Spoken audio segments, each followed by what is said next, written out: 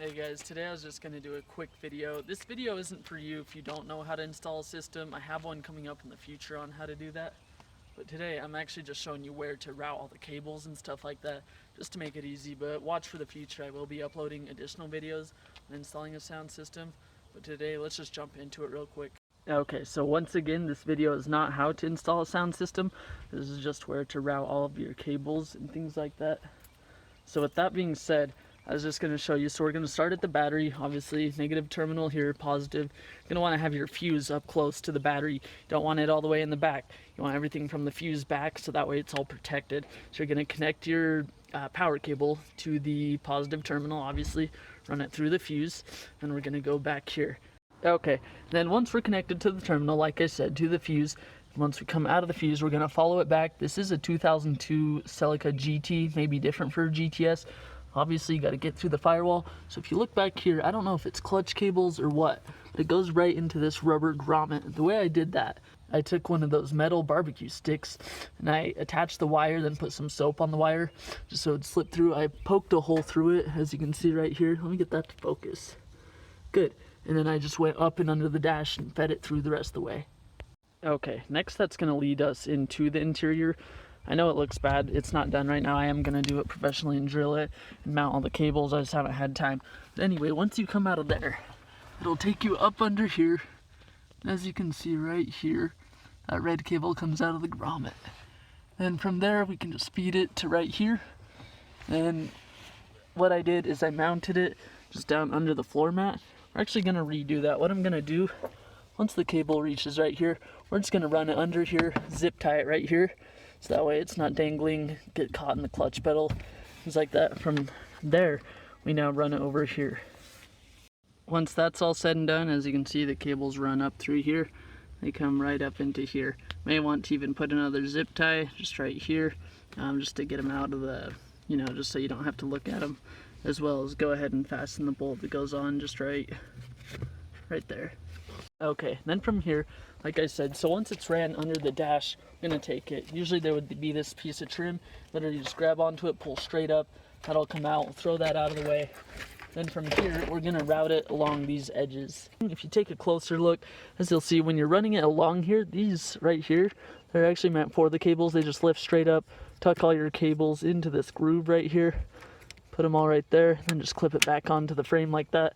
It keeps it a little organized. Obviously, you're going to want to pull out all the slack and stuff like that, as well as leave you enough cable space up there to work with, as well as in the rear.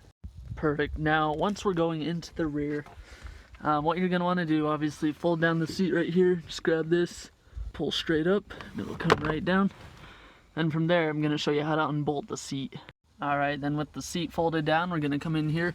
Back here where the seat is bolted in, right now I have this pencil just for demonstration. You're going to want to untwist the bolt. They would usually be here. That way your seat is now loose. And the reason is you'll want to have to take off the piece of trim that's right here. Once the seat's unbolted, you can kind of move it out of the way. To do that, just gently pull on it. Don't get too crazy with it. Then that'll give you access to remove this whole panel right here. To do that, you basically just have to scoot it out of here. You have to wiggle it around. It is easier if you take out the whole seat, but the seat is a pain to get in and out of the vehicle. So I just kind of improvised with that part. And as you can see from here, once we're routing it back here and you have that panel off, you just keep going with it. Keep all your wires together. I tucked them under the seatbelt actuator, whatever that's called. Tuck them under here. Run them back behind here, just so that way all these cables that are already hardwired in, they keep it all pushed back so they don't get pinched when you put the trim back on. And from there, we fed it through back into this piece of trim right here. Let me get that to focus. And what I did, I had my friend just reach his hand from this piece. You can even, it's even loose, you can just pull it through, and we'll have it come through back here and up into here. Alright, then once we're back here at the amp, you're going to want to take your gain knob. If yours has one, it's like the little phone jack cable. It just plugs into the back of the amp, as well as your stereo cables, the left and right, red and black. Those just plug into this side. And you're obviously going to have your ground wire, the black one. You're going to take it, put it on the ground, and you're going to go ahead and connect it to the frame. Let me just get a close-up of how I did that. And the way I connected it to the frame, I took the cable, put a fish hook on the end of it, and twisted this bolt, because I know this is connected to the frame for these little latches, hooks, whatever they're called. And basically just take the bolt out, put that as well as the latch back on, just tighten it back down. That way it's properly grounded out. And then on this side of the amp, you have your positive cable right here, have the negative, which is what we just went over. You have your blue, I guess it's just the speaker wire for the amp, that just goes up there with the rest of the cables. Then you have your positive and negative that go out to the sub. Be sure to connect those up right. And then let me show you how they're connected on the back. Alright, then on the back of the Rockford Fosgate, you have those speaker wires. Those just go into the rear right here. Those connect right into here. Like I said, I will be doing a full video how to install a system. This is just the basics of how to run your wiring if you're just in a hurry or just got stumped on some part. I know it may be different for a GTS. I believe Celica GTS, they have a stock amp built in, but I think that's only for the front speakers. And so I'm not 100% sure, but like I said, this 2002 Toyota Celica GT.